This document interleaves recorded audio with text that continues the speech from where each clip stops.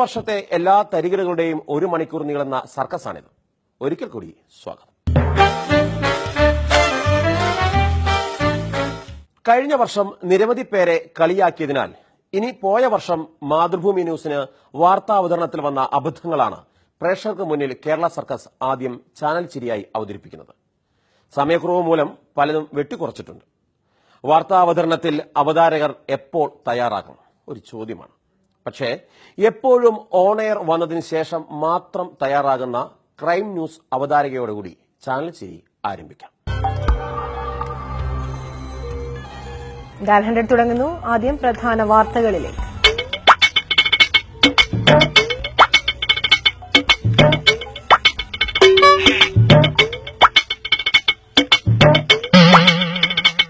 ജമ്മുകശ്മീരിൽ വീണ്ടും സംഘർഷം. ശ്രീനഗറിൽ PDP MPയുടെ വീട് അക്രമികൾ അഗ്നിക്കിരയാക്കി. ഒരു ദിവസത്തെ ശാന്തതയ്ക്ക് ശേഷം ജമ്മുകാശ്മീരിൽ വീണ്ടും സംഘർഷം.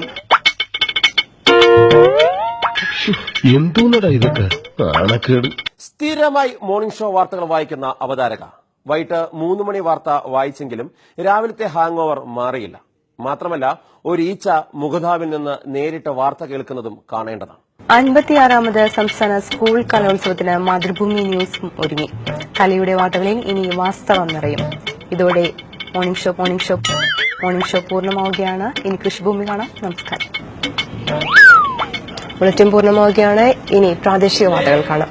കോൺഗ്രസിന്റെ 131ാം ജന്മദിന വാർത്ത ചരമദിനം ആക്കുന്ന അവതാരകൻ.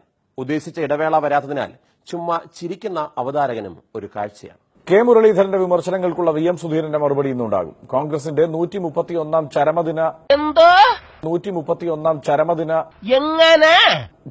ജന്മദിന ആഘോഷങ്ങളിൽ സുധീരൻ നിലപാട് വ്യക്തമാക്കുമെന്നാണ് സൂചന. പ്രശ്നം രമ്യമായി പരിഹരിക്കുന്നതിനുള്ള ശ്രമങ്ങളും കോൺഗ്രസിൽ സജീവമാണ്.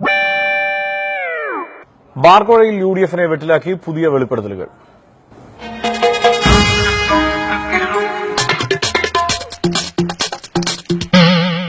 വാർത്ത വായിച്ച് മുറുകി വന്നപ്പോഴാണ് അവതാരക ഓർത്തത് സഹപ്രവർത്തകയായ തങ്കമ്മയുടെ ഡ്യൂട്ടി കഴിഞ്ഞോ എന്നും. എന്തായാലും പ്രേക്ഷകർ മുഴുവൻ കേൾക്കെ റീഡർ ചോദിക്കുന്നു, തങ്കമ്മേ നിന്റെ ഡ്യൂട്ടി കഴിഞ്ഞോന്ന്. അബുദാബിയിലെ ജനസംഖ്യയിൽ 30% ഇന്ത്യക്കാരാണ്. ഇന്ത്യക്ക് എണ്ണ നൽകുന്ന രാജ്യമാണ് അബുദാബി. മാതൃഭൂമി ന്യൂസ്, ഡൽഹി. തങ്കു നിന്റെ ഡ്യൂട്ടി.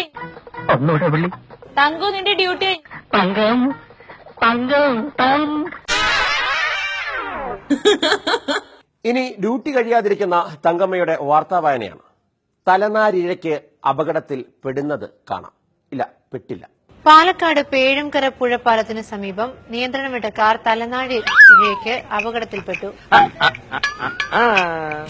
അപകടത്തിൽപ്പെട്ടില്ല. കോളിവുഡിൽ ഈ ആഴ്ച റിലീസ് ചെയ്യുന്ന ചിത്രമാണ് സിദ്ധാർത്ഥ് നായകനായ ജിൽ ജുഗ് ജംഗ്. സിദ്ധാർത്ഥ് നിർമ്മാതാവാകുന്ന 2ാമത്തെ ചിത്രവുമാണ് ജിൽ ജുഗ് ജംഗ്. ഡാർക്ക് ഹ്യൂമർ ചിത്രമായ ജിൽ ജുഗ് ജംഗിൽ രാധാരവി ഒരു പ്രധാന കഥാപാത്രത്തെ അവതരിപ്പിക്കും. ആരും കാണാതെ ഓൺ എയറിൽ എന്താണെന്ന് ചോദിക്കുന്ന അവതാരകൻ. പാവം മൂപ്പര് മാത്രം ഒന്നും അറിഞ്ഞില്ല. സ്വാശ്രയ കോളേജുകളുടെ മെഡിക്കൽ കൌൺസിലിംഗിനെതിരെ മഹാരാഷ്ട്ര നൽകിയ ഹർജിയിൽ സുപ്രീംകോടതി ഇന്ന് വിധി പറയും. വിനയ ചേരുന്നു വിശദാംശങ്ങളുമായി. വിനയ, എപ്പോഴേക്ക് വിധി ഉണ്ടാകും?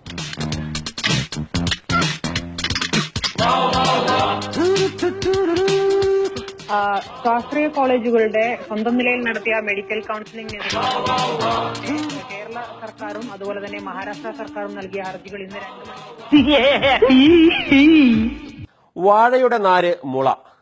പുതിയ കണ്ടുപിടുത്തവുമായി അവതാരക എത്തുകയാണ്. പ്രകൃതിയിൽ നിന്നുള്ള വസ്തുക്കളിൽ നിന്ന് മനോഹരവും ഈടുറ്റതുമായ ഉൽപ്പന്നങ്ങൾ നിർമ്മിക്കാൻ പരിശീലനം നൽകുന്ന സർക്കാർ സ്ഥാപനമാണ് കൊല്ലം ചന്ദനത്തോപ്പിലെ KSID വാഴയുടെ നാരുകൊണ്ട് വാഴയുടെ നാര് തൊട്ട് മുള കൊണ്ട് വരെയുള്ള ഉൽപ്പന്നങ്ങളാണ് ഇവിടെ നിർമ്മിക്കപ്പെടുന്നത്.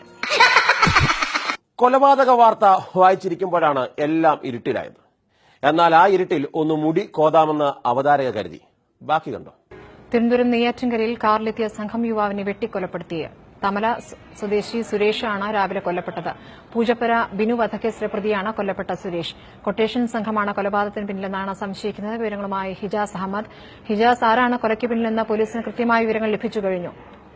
സ്മൃതി, രാവിലെ 8:30ക്കാണ് കൊലപാതകം നടന്നത്. നെയ്യാറ്റിൻകരയ്ക്ക് സമീപം. എന്തോന്നടേ ഇത്? മിന്നാമിനിങ്ങിന്റെ നുറുങ്ങു വെട്ടോ വിളിച്ചൊന്നുമില്ലേ? മാറനല്ലൂരിൽ വെച്ചായിരുന്നു കൊലപാതകം നടന്നത്. തമണം സ്വദേശിയായ ഇജാസ് പറയാം. ഓ, ഇനി എന്നാ പറയാനാന്നേ. ദേ വരുന്നു ആർക്കും മനസ്സിലാകാത്ത ഒരു കൃഷി വാർത്ത. സ്കൂൾ കൃഷിത്തോട്ടത്തിൽ പച്ചക്കറി കൃഷിയുടെ വിജയഗാഥയുമായി രണ്ടാം വർഷവും Karimannoor saint Joseph school guide school കുട്ടികൾ ഒരുക്കിയ കൃഷിത്തോട്ടത്തിൽ വിളഞ്ഞത് പാവലും പടവലവും കോവളവും വെണ്ടയും വെള്ളരിയുമാണ്. നീ ഒന്നും പണയണ്ട.